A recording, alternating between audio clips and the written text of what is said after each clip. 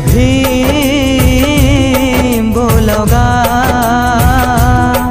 जय भीम बोलोगा, जय भीम बोलोगा, जय भीम बोलोगा। लोकतंत्र के रद्दा मां वरदान है, लोकतंत्र के रद्दा मां वरदान है। एक हर गढ़े गढ़े ये संविधान है, एक हर गढ़े गढ़े ये संविधान है। जय भीम बोलोगा, जय भीम बोलोगा। शरणं गच्छामि, धम्मं शरणं गच्छामि, संघं शरणं गच्छामि, बुद्धं शरणं गच्छामि।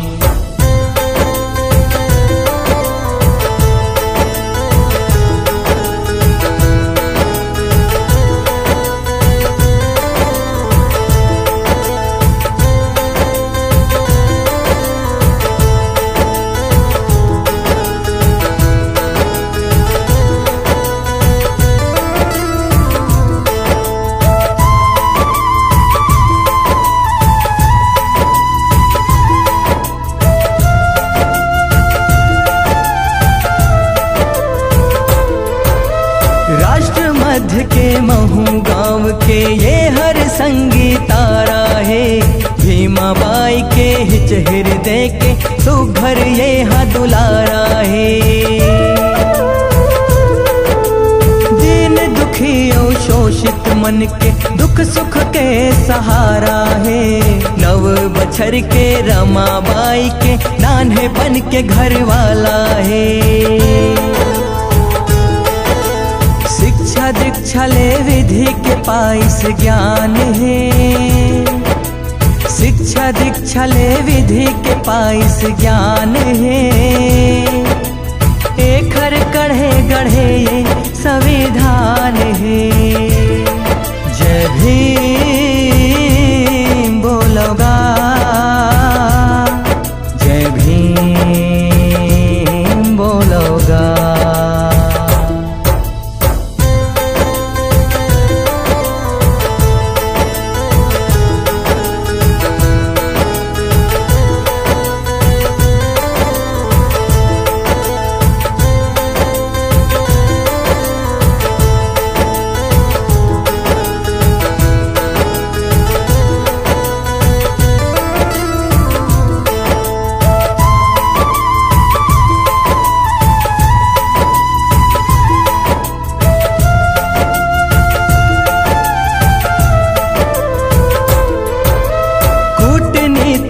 भेदभाव के आगे माँ भुंजाइस है।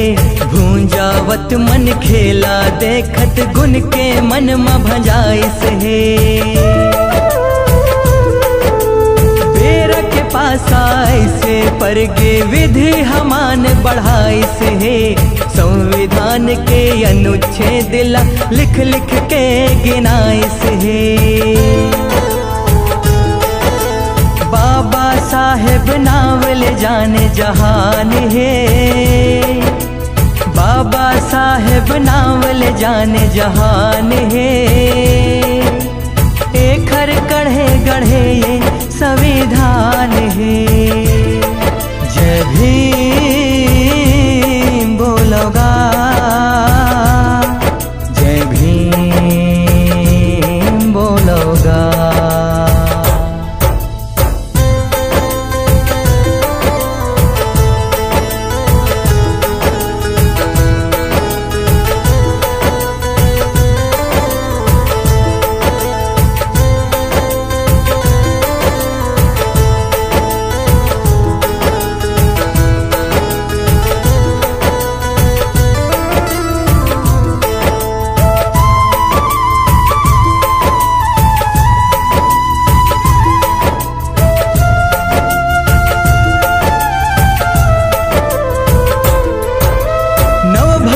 भारत के भविष्य के गढ़ना कढ़ना कर डारिस है।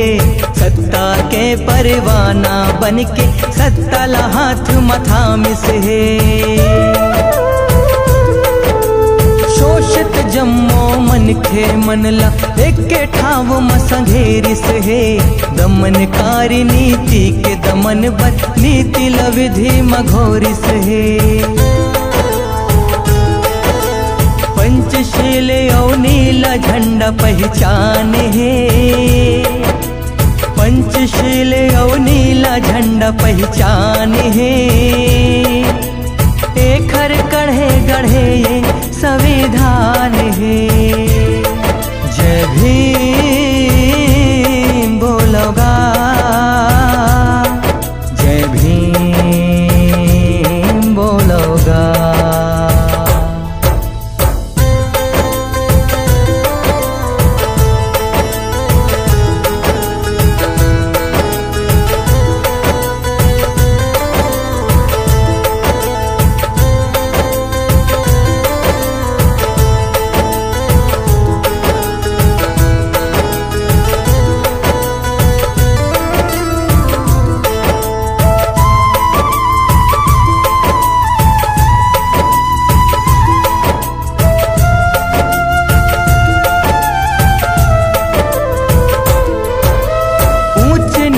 के भेद पटागे भारत मोर महान है। जय हिंद जय भीम बोलोगा यही एखर सम्मान है। बेर के संग संग साथ साट लो अम्बेडकर महान है। कांति कार्तिक मौनी लाला कही थे बेरा ओसान है। बोधिसत्व हर जीवन के परमान है। बोधिसत्व हर जीवन के परमान है।